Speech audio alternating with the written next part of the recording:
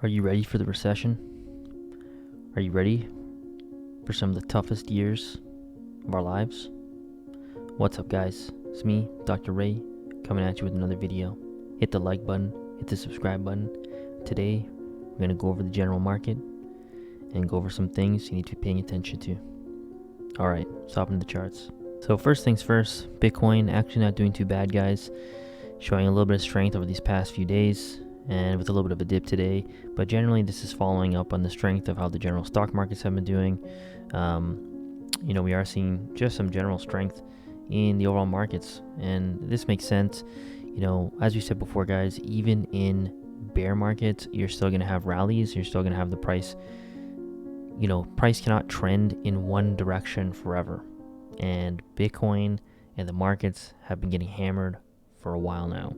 So it just makes sense that at some point you're going to have price that comes back up. And as you've seen before in previous bear markets, if we look back at the 2017, 2018, 2019 period, 2017 top of 20k, price came down as we head into 2018, and you would still see these mass rallies of price.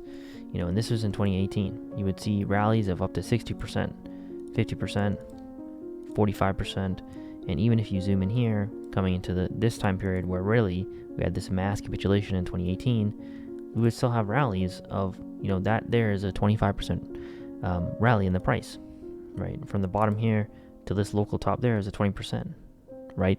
So we still expect to see price oscillate. Price does not move in one direction forever. There's going to be price moving up and down. And so that doesn't mean that currently that the bottom is in and that's it, right? That doesn't mean that, right? What it means is right now, at this very moment, we are seeing a rally in price, right? And, that move right there is a 22% move, right? So that doesn't mean that the move is over. That doesn't mean that the bottom is in and we're up only from here on out. Long-term wise, we're still in a very bearish period. When you're in doubt, just zoom out. And when you zoom out on the chart, go into the daily, this is still bearish, right? This is still bearish until proven otherwise. You can't just go based off this little green tick here. We still haven't come back to even show support on this 30k range. So we are still in an overall bearish time period. But if you're looking for long-term plays on Bitcoin, this is a good accumulation zone. And I'm going to keep saying that over and over again until proven otherwise. But the reality is, guys, we're in a recession, okay? This is a recession, and the funny thing about recessions or bear markets is most people don't realize they're in them until they're in them, right? There's still people talking about how there's not going to be a recession. We're in a recession, right? This is it, right? Look at the markets. Look at how things are performing. The mortgages are going up, right? Recession, millions of layoffs, mass unemployment, okay? Coming out of the pandemic, right? People were laid off. People were not working. People were not saving, right? And now we're ending up in a time period where there's war and uncertainty. There's energy deficits. There's food deficits. Okay, the price of gas is out of control. Inflation. These are not good times, right? So the question is, how are you going to survive, right? I can't sit here and keep telling you to dollar cost average in, if you don't have money saved to last you the next few years. That's key number one, right? Yes, we want to make life-changing gains. We got to do it smart. And that's, again, why I always say you don't need to be worried when you're in a bear market about catching the bottom, okay? The bottom is going to last for a long time. Months and months and months and months. So that's why I already see people freaking out. Oh, 17k was the bottom. We missed it. If you didn't buy 17k, you're screwed. No. Okay? In all likelihood, we test 17k again. In all likelihood, we go below that, right? Like I said, this is not necessarily the bottom. The pain is not over. So your number one priority during a bearish time period is to make sure you have cash on the side. And sometimes it even pays to hold your cash as long as you can. And if you want some exposure to dollar cost average in slowly. And like I've always said before, if you don't know the markets, if you're not paying attention to them, even in a bull market, you should be dollar cost averaging over time and making sure you always have a very thick runway of fiat and stables and cash or whatever to last you, right? Because I know people who FOMO'd into the top, right? Guys that do crypto a lot, and they FOMO'd into the top, and now they have no fiat, they have no stables, they're screwed. And they're capitulating now at the bottom because they're scared they're going to lose everything, and you don't want to be that person, okay?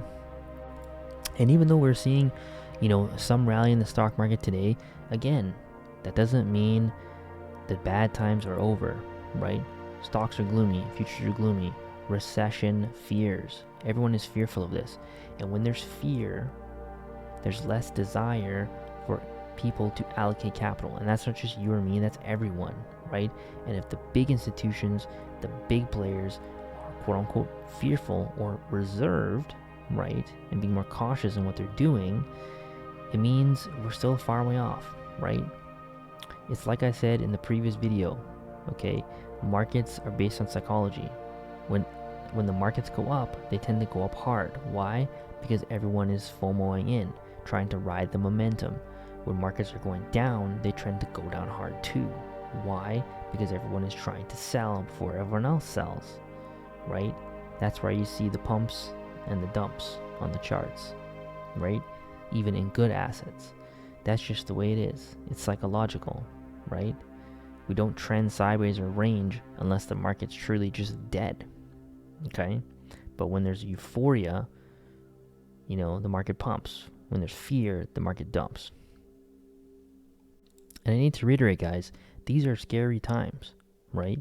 As you see here in this tweet by this individual, right? Amazing data here in housing with the rise in mortgage rates from 3% up to 6%. A stunning 18 million households can no longer qualify for a $400,000 mortgage. That's a 36% reduction in demand. Housing is in deep trouble. The only solution to this is lower prices. So what does that mean? The housing market is going to go down.